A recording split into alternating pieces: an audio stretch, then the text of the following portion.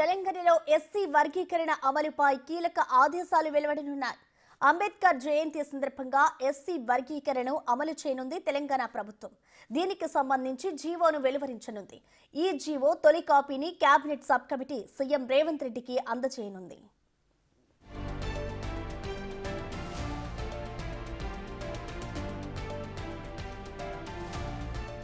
మరోవైపు సచివాలయంలో SC వర్గీకరణపై cabinet sub committee భేటీ అయింది.